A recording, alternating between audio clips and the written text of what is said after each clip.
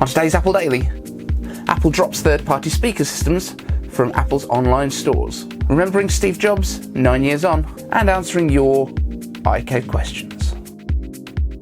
This is the Apple Daily.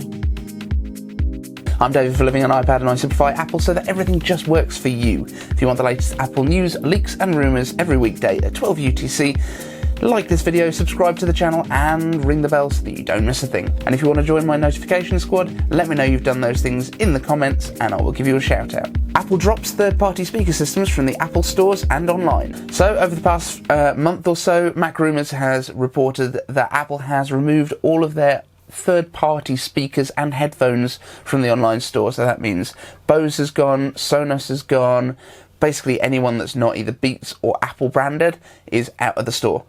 That gives us a bit of an insight into what Apple is likely to be doing, and I think it might happen across more of their ranges in the coming weeks. The Apple range of audio equipment now consists of the Beats line, which has also been rumoured to be killed by people like John Prosser. Not 100% convinced on that, because I don't think Android users are going to want Apple branded AirPods or AirPods Studio phones. They'll also have the HomePods available and potentially the new HomePod Mini. AirPods, AirPods Pro and AirPods Studio, which is also rumoured to be coming anytime now and has apparently just finished its first production run. That means we may potentially be seeing the new HomePods Mini and AirPods Studio this year at October's event, which we expect to be announced today. In terms of other lines that Apple may well remove from their store, if the rumoured AirPower is coming back, their own wireless charging solutions, I can quite possibly see them removing the third-party wireless chargers from their store.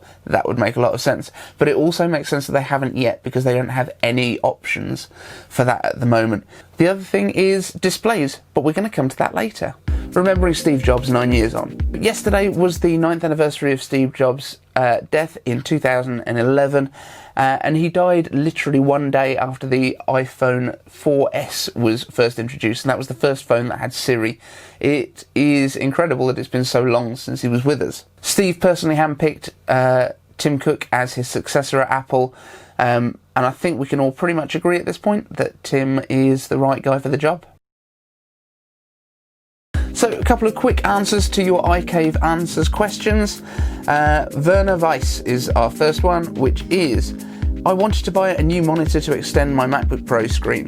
The best solution I found was the LG Ultrafine 5Ks, but this monitor seems to be unavailable for weeks, except in the UK and US. Any info about that? Is there a new monitor planned directly by Apple to sell in the future for Apple Silicon Macs?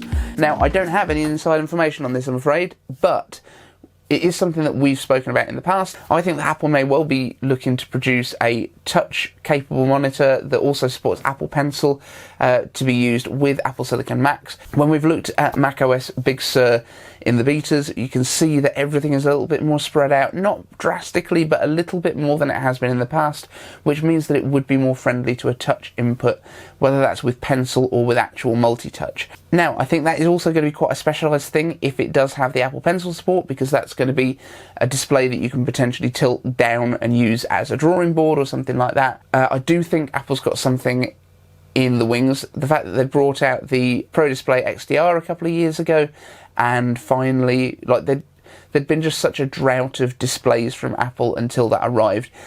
I think it's not going to be immediate, but I think if they are going to release something, it's probably going to be using that mini LED display technology that we've been hearing so much about. So I would say middle of next year is probably the earliest that Apple will have something. That's my best guess. That is not a confirmation. I wish I could give you better information on that, Werner, but that's what I got for you. In the meantime, what I actually do, as you can see in the background here, is I use a TV as an extra display. Now, this was a super cheap one. This was like 40 quid, £40, $50, something like that, that I bought used, and it's just a 1080p display, but it's absolutely fine for what I need. If you need something a bit more precise, but if you're not looking to do gaming, I would probably look at a low-cost 4K TV in the smaller sizes, because it's going to give you absolutely bags of pixels, as long as you're running it hardwired and not over AirPlay with Apple TV. It's going to be really, really responsive. You shouldn't have any problems, and unless you're doing like very precise color work, then I think you might struggle a little bit. But Otherwise, a 4K TV is going to give you bags of real estate, screen real estate, or a very sharp image pixel doubled to be like retina resolutions. So hopefully that helps you out a little bit. I wish I could give you more confirmation, but you never know, we might find out next week. And on our Apple Silicon Max timeline video, Ram Singh said, "Dude, you talk too much." Not sure what you were expecting from my video, Ram.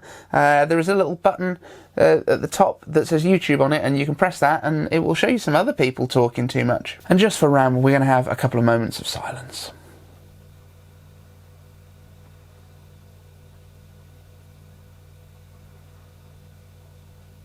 So I hope that was just about long enough to be awkward for you, Ram. If you've got any iCave answers that you want to put to me, if you've got a question that you want me to answer, hashtag iCaveAnswers and I will do my best to answer them.